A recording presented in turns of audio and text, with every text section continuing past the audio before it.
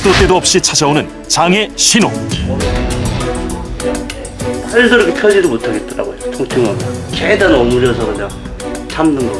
안민정 알았지. 처음에는 피를 쏘르고 그러니까. 장에 만성적인 염증이 반복되는 궤양성 대장염과 크론병. 난치성 질환으로 합병증의 위험을 피할 수 없다. 장의 염증은 어떻게 생기는 걸까? 외부에서 세균이나 바이러스 등의 외부 항원이 들어오면 이에 대응하기 위해 우리 몸의 면역 세포들이 활성화된다. 호중구나 대식세포와 같은 백혈구들이 몰려와 외부 항원을 공격하는데 이때 손상된 부위에 염증 반응이 나타난다. 외부 항원이 제거되면 염증 반응은 사라진다.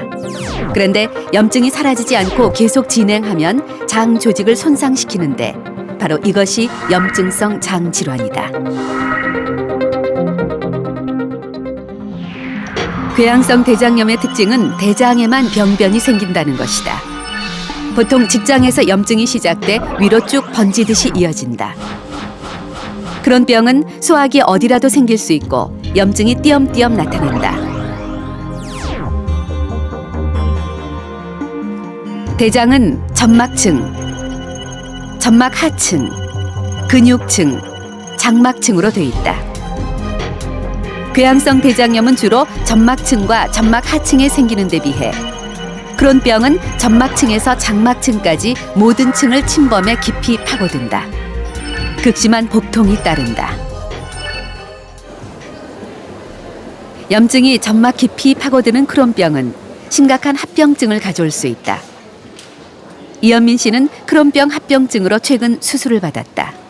왜 살이 보통은 좀 피하 지방이 있으면 이렇게 좀 푹신푹신하잖아요. 근데 그 부분에 이제 고름이 차니까 이제 부풀어 오르면서 내가 이게 무슨 종양 덩어리 같은 걸 들고 있는 건가 그렇게 싶을 정도로 굉장히 이제 딱딱하고 조금만 잘못 만지거나 스치거나 하더라도 여기 굉장히 압박통과 무슨 칼로 쑤시는 듯한 그런 느낌이 그게 들었죠. 저 같은 경우는. 이현민 씨는 소장에 염증이 생긴 크론병이다. 통증의 원인은 농양 때문이었다. 소장의 염증이 악화돼 농양이 생기고 그것이 피부 밖까지 뚫고 나왔고 소장이 좁아져 있었다. 그 배에 있는 근육까지 연결된 것 같지는 않아요. 그러진 않아서. 이현민 씨는 우선 농양을 제거하는 절개 배농술을 받았다. 농양이 피부까지 뚫고 나오는 누공은 크론병의 합병증 중 하나다. 크론병은 장에 궤양이 깊게 생겨요. 그러니까 구멍이 잘 날 수 있어요. 장은 여러분들 순대 먹어보셨잖아요. 그러니까 이제 순대 보시면 장벽이 얇죠. 그리고 요새 뭐 양대창 뭐 이런 걸 보면 벽이 얇은데 거기에 궤양이 깊게 생기니까 구멍이 잘 나거든요. 그래서 장하고 구멍이 나는 누공이 생기면 사실 증상은 별로 없어요. 상태는 심각하지만 장끼리 통하니까 어차피 내용물이 똑같잖아요. 그래서 증상이 별로 없는 경우가 있고요. 근데 이제 그것이 피부 쪽으로 누공이 생기면 우리가 피부로 고름이나 장의 내용물이 나온다고 생각하면 얼마나 놀라겠어요. 그러니까 그런 누공이 잘 올 수 있고요. 크론병은 합병증이 생기기 쉬운 질환이다. 증상의 악화와 재발이 반복되면서 장이 좁아지는 협착과 장이 부분적으로 혹은 완전히 막히는 장폐쇄가 생길 수 있다. 염증 부위에 고름이 고이는 농양은 복강 내 어디에나 생길 수 있다. 염증이 장과 장 사이를 뚫거나 장과 피부 사이를 뚫어 구멍이 생기는 것을 누공이라 한다. 자주 발생하는 합병증이다. 항문 주위 질환은 크론병의 흔한 합병증이다. 특히 항문 주위의 농양이 피부 바깥으로 뚫고 나오는 치루가 대표적이다.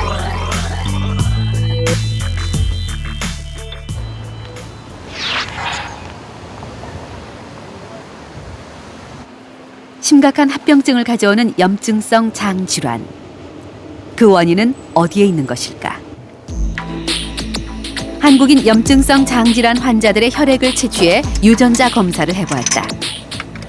보통 환자 샘플은 이렇게 혈액으로, 빨간색 혈액으로 오게 되어 있는데 각종 시약으로 처리를 하게 되면 이렇게 적혈구나 백혈구 이런 게 다 녹아서 이제 최종적으로는 순수한 DNA만 이렇게 녹아서 나오게 됩니다. 현재까지 염증성 장질환의 발병에 관련된 유전자는 170여 개가 알려져 있다. 이번 연구를 통해 크론병과 관련된 새로운 유전자가 발견됐다. 서양인에게는 보고된 적이 없는 유전자다.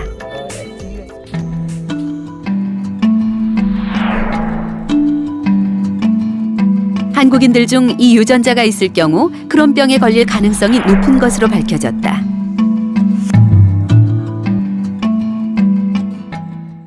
제가 알게 된 건 뭐냐면 무엇인지 모르지만 염증성 장질환에 크론병이 있고 궤양성 대장염이 있고 비슷한 양상일지 모르나 발병 기전은 상당히 틀린 게 아닌가. 그리고 특히 크론병의 경우 서양인과 차이를 보이는 걸로 봐서는 그건 무엇인지 모르지만 환경의 영향을 더 받는 것이 아닌가라고 생각하게 되었습니다. 염증성 장질환의 발생 추이를 살펴보면 아시아나 아프리카 지역보다 유럽이나 북미 대륙에서 많이 발생하는 것으로 나타났다. 발병 원인은 아직 밝혀지지 않았으나 유전적 요인, 면역 반응 이상, 환경 요인 등의 상호작용에 의해 발병하는 것으로 추정한다. 현재까지의 가설은 어떤 유전적인 소인이 있는 사람에서 장내 세균에 대해 우리 몸이 부적절한 면역 반응을 보임으로써 장에 만성적인 염증이 유발되는 것으로 설명하고 있으며 이 과정에서 여러 가지 환경적인 요인, 예를 들어 흡연 또는 서구화된 음식 또는 몇 가지 약제 등이 어떠한 역할을 하는 것으로 생각하고 있습니다. 염증성 장질환의 발병률은 해마다 증가하고 있다. 서울 송파, 강동구의 경우 궤양성 대장염은 20년 사이 9배, 크론병은 27배 증가했다. 연령별로는 궤양성 대장염은 20대에서 40대에 많이 발생하고 크론병은 주로 10대, 20대에 발병하는 것으로 나타났다. 연구에 따르면 염증성 장질환 환자의 경우 대장암 위험도가 일반인보다 약 3배 정도 높고 20년이 지나면 7, 8%에서 대장암이 발생할 수 있는 것으로 나타났다. 만성염증이 지속되게 되면 결국은 암으로 진행할 가능성이 높아지게 됩니다. 예를 들자면 헬리코박터 파일로리균 때문에 만성 위염이 오래되면 위암이 생기는 것이고 간염 바이러스 때문에 간염이 오래되면 간경화를 거쳐서 간암이 되는 것처럼 궤양성 대장염이나 크론병도 만성염증성 장질환이기 때문에 이 만성염증이 지속되게 되면 암의 위험성이 커진다고 봐야 되겠습니다. 2년 전 크론병을 진단받은 박인각 씨. 하지만 병명을 알기까지 엄청난 고통을 견뎌야만 했다. 그냥 아주 온몸이 오그라든다고 오로지 이렇게 막 그냥 아주 작게 최대한. 증상이 심해지고 나날이 수척해져 갔지만 대장 내시경에서도 문제를 찾지 못했다.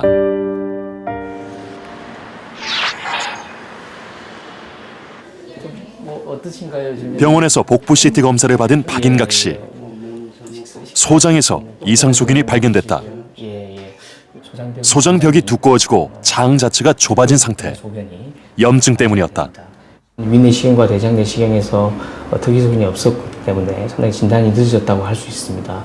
하지만 이제 CT에서 소장의 병변이 의심이 되었고, 그래서 소장을 정확하게 보기 위해서 소장의 캡슐 내시경을 시행하였습니다. 그래서 소장 캡슐 내시경에서 보시는 바와 같이 심한 소장의 염증이 관찰이 되어서 소장이 국한된 그런 크론병을 진단할 수 있었습니다. 치료를 위해서 8주에 한 번 생물학적 제재 주사를 맞고 있다. 우리 몸에 세균이나 식이 항원이 들어오면 면역세포인 대식세포, T세포 등이 활성화된다. 이때 염증 매개 물질인 TNF-알파라는 단백질이 분비된다. TNF-알파는 수용체와 결합해 염증을 만드는 물질로 염증성 장질환 환자들은 이 물질이 늘어나 있다. 바로 이 TNF-알파와 염증 유발 수용체가 결합하는 것을 막는 것이 생물학적 제재인 것이다. 이미 생긴 염증을 가라앉히고 새로운 염증이 생기는 건 역시 차단해 염증성 장질환 치료에 도움이 된다.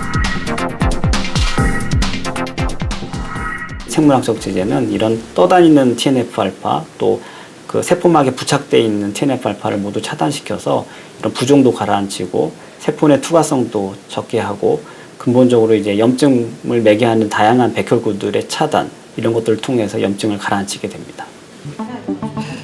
생물학적 제재 치료를 받은 지 2년. 박인각 씨의 현재 상태를 알아보기 위해 소장 캡슐 내시경 검사를 실시했다. 이제는 염증이 상당히 심했는데 지금 보시면 정상적인 이런 소장 소견이 계속 관찰되는 것이 보입니다. 점막이 정상으로 회복된 것을 확인할 수 있다. 환자 이후가 좋지 않을 것으로 생각되는 고위험 환자분들, 특히 치료라든지 천공을 동반한 그런 합병증이 있는 환자에 있어서는 최근에는 이런 약제들을 빨리 시작하면서 좀 더 좋은 예후를 보고하는 그런 보고들이 많습니다. 하지만 제때 염증을 치료하지 못하면 큰 수술이 필요한 경우도 있다. 올해 48살의 이하영 씨. 바로 만약에 통증이나 있거나 혈변이 있었으면 바로 병원에 갔을 텐데 그런 증상이 아무것도 없고 그냥 변에 코 같은 거 이렇게 빠져나오니까 대수롭지 않게 생각했는데 그게 이제 자꾸 진행이 되니까 혹시나 싶어서 병원을 가게 된 거죠. 궤양성 대장염 진단을 받았지만 이미 너무 진행된 상태였다. 게다가 장에 구멍이 생기는 천공이 발생해 응급수술을 받은 후 대장 전체를 절제하는 수술을 받았다. 6개월 정도 지나면 지금 6개월 정도 됐죠? 염증성 장질환의 합병증이 심각한 경우 대장 전체를 절제하는 수술이 이루어진다. 대장을 절제하면 소장의 끝과 항문을 연결하는데 이때 소장의 끝부분을 알파벳 J자 모양으로 만든다. 문합 부위의 회복을 위해 소장의 일부를 복벽 위로 꺼낸 후에 장에 구멍을 내 임시 장로, 인공 항문을 만드는 것이다. 하부 장관으로 장 내용물이 지나가는 것을 막아주는 역할을 한다. 이후 병변이 아물면 장루를 다시 복강 안으로 집어넣는 복원 수술이 이루어진다. 궤양성 대장염은 대장에만 국한돼서 나타나는 병이기 때문에 대장을 다 제거를 하면은 물론 완치가 되고 대장이 없으니까 뭐 재발은 없습니다. 병 자체를 생각하게 되면 많은 분의 환자분들이 약간 좀 우울증에 빠지기 쉬운데 운동이라든가 또는 정신과 상담을 받아가지고 이런 위기를 잘 넘기는 게 중요하다고 하겠습니다. 대장 절제를 통해 재발의 위험은 사라졌다. 하지만 삶의 질을 높이기 위해선 정신 건강에도 힘써야 한다. 장이 아파서 느끼는 통증은 없어졌죠. 밝게 생활하려고 지금 노력하고 있어요. 소화기 어디에나 생길 수 있는 크론병은 합병증이나 재발의 위험이 크다. 1년 만에 크론병이 재발한 김연아 씨. 유지가 한 1년 정도 저도 유지했던 것 같아요. 근데 유지하다가 이제 좀 더 안 좋아져서. 생물학적 제재 치료 후 증상이 호전됐으나 다시 심한 염증과 함께 합병증인 누공까지 발생했다. 이와 같이 치료 도중에 효과가 점차 없어지는 이유 중에 면역 반응이 가장 중요한 역할을 하는 것으로 생각하고 있습니다. 즉, 항 TNF 제제에 대해서 우리 몸의 면역 반응으로 인해 항체가 생겨서 점차 효과가 떨어지는 거죠. 결국 심한 염증과 합병증이 생긴 부위를 절제하는 수술을 시행했다. 소장기를 확보하는데 굉장히 애를 먹었습니다. 그렇지만 일단 염증이 심했던 부위가 다 제거가 됐고 또 중간에 좁아진 부위를 또 협착 성형을 하면서 소장 절제 범위를 최소화했다는 게 그나마 위안이 되고요. 수술은 만족스럽게 됐지만 워낙 장 상태가 좋지가 않아서 수술 뒤에 경과를 한 일주일 정도는 저희가 잘 지켜봐야 될 것 같습니다. 생물학적 제재로도 치료 효과를 보지 못하는 환자들을 위해 다양한 약제 개발 연구가 진행 중이다. 실험용 쥐에 인위적으로 대장염을 유발한 후 한 집단에만 치료제를 투여했다. 천연물질로 만든 치료제의 효과를 알아보는 실험인 것이다. 관찰 결과 치료제를 투여한 쥐는 장의 염증과 출혈이 줄어드는 것은 물론 변의 모양 역시 정상으로 회복된 것을 확인할 수 있었다. 염증을 유발시키는 약물을 투여한 마우스의 대장은 대장의 길이가 짧아지면서 빨간색으로 이렇게 출혈이 미세하게 이렇게 나타나는 걸 보실 수 있고요. 그리고 대장의 그 벽이 두꺼워져서 길이가 짧아지는 것을 확인하실 수 있습니다. 치료제를 투여한 마우스의 대장은 염증이 완화되면서 장 길이가 정상으로 회복되고 있고, 그리고 변의 모양도 동글동글하게 원래 모양대로 돌아가는 것을 확인할 수 있습니다. 지금 수많은 유전적 변이들을 밝혀내고 있는 단계이고, 그런 유전적 변이를 통해서 어떤 물질을 차단할 것인지 또는 어떤 물질을 더 우리 몸에 더 많이 생성되게 할 것인지를 지금 찾는 연구가 있지만, 아직 이런 것들이 완벽하게 이루어지기까지는 좀 더 많은 시간이 필요합니다. 재발이 잦은 합병증의 치료에 대한 연구도 활발히 진행 중이다. 염증성 장질환의 흔한 합병증인 치루. 최근 줄기세포를 이용한 치료가 효과가 있다는 연구가 있었다. 환자 본인의 지방조직을 채취해 줄기세포를 추출한 후 치루관에 놓는 비교적 간단한 시술이다. 치루 합병증이 있는 환자들에게 줄기세포 치료를 실시하고 8주간 관찰한 결과 그중 82%에서 치료관이 막히는 효과를 보였다. 국내에서 시행한 임상 결과에 의하면 한 80% 정도의 환자가 치료관이 다 막히는 상당히 좋은 결과를 얻었습니다. 저희가 학계에 보고를 했고요. 환자가 분비물이 전혀 없어지기 때문에 삶의 질이 향상되고, 특히 젊은 환자들이 활발하게 사회활동을 하고 또 이성교제를 해야 될 젊은 환자들이 상당히 삶에 대한 자신감을 갖게 되고 삶의 질이 상당히 향상되는 결과를 관찰했습니다.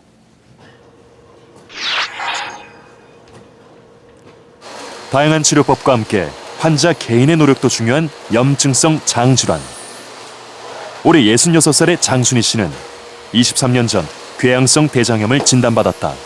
항문이가 오지근하고 빠지려고 하니까, 그리고 화장실을 단 1분도 못 참아요. 놀랬죠. 처음에는 암인증을 하죠. 암인증을 하지. 처음에는 피를 쏟고 그러니까. 잠시 서 있는 것조차 힘들었다는 장순희 씨. 지금 이렇게 건강한 모습을 되찾은 이유는 무엇일까? 평소 스트레스가 쌓이지 않도록 노력하고 하루 3번 약 먹는 것을 꼭 지켰다. 최근 증상이 좋아지면서 약의 양이 많이 줄었다.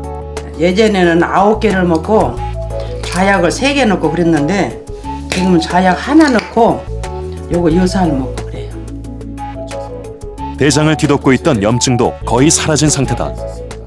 최근 들어서 상태가 더 안정되고 이렇다 할 증상 없이 정상적으로 지내고 있습니다. 앞으로 해야 할 일은 지금처럼 꾸준히 투약을 하는 것이 가장 중요하고요. 또 이분 같은 경우는 유병 기간이 굉장히 길기 때문에 혹시 생길지도 모르는 대장암을 감시하기 위해서 앞으로 1, 2년마다 한 번씩 대장 내시경 검사를 받으셔야 합니다.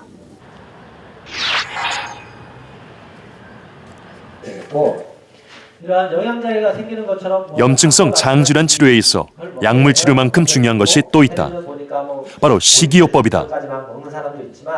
소장에 염증이 생기게 되면, 대장에 염증이 생기게 되면 어떤 수분 섭취라든지 그다음에 영양 섭취가 안 되겠고, 염증으로 인해서 여러 가지 영양소가 다시 배출이 되는 경우가 생기게 됩니다. 그래서 우리가 치료를 할 때는 중요한 영양소 섭취가 가장 중요한 치료 방법으로 하나로 대두되고 있습니다. 염증성 장질환 환자는 먹는 음식에 따라 증상이 달라지는 만큼 식사에 신경을 써야 한다. 중요한 것은 본인에게 맞는 음식을 고르는 일이다. 염증성 장질환 환자분들이 증상이 심한 급성기 때에는 설탕이나 꿀과 같은 단순당 식품을 활용해보고 영양보충 음료나 파우더 제품을 적극 활용해보도록 합니다. 증상이 없는 관해기 때에는 일반인과 다를 바 없이 식사를 하지만 평소 좋아했던 음식으로 하나씩 시도해보면서 장에 불편함이 없는지 관찰해보시면 좋겠습니다. 병에 대한 이해와 이겨내고자 하는 의지, 노력이 있다면 희망은 있다. 약을 길게 먹는 사람은 이 약이 나한테 부작용을 주진 않을까? 내가 약 때문에 어떤 해를 입진 않을까? 그걸 굉장히 두려워하거든요. 그렇지만 병이 주는 해로움이 훨씬 더 위험하다는 거를 꼭 명심하고 사실 약을 잘 먹는 게 제일 중요하고요. 크론병의 경우는 반복적인 수술이 필요한 경우도 많이 있지만 그럼에도 불구하고 대부분의 환자들은 열심히 치료를 함으로써 대개는 정상 생활이 가능합니다. 따라서 자신의 병을 너무 심각하게 받아들여서 자포자기하거나 또는 마음의 병을 얻는 일이 없이 좀 건강한 투병 생활을 했으면 좋겠습니다.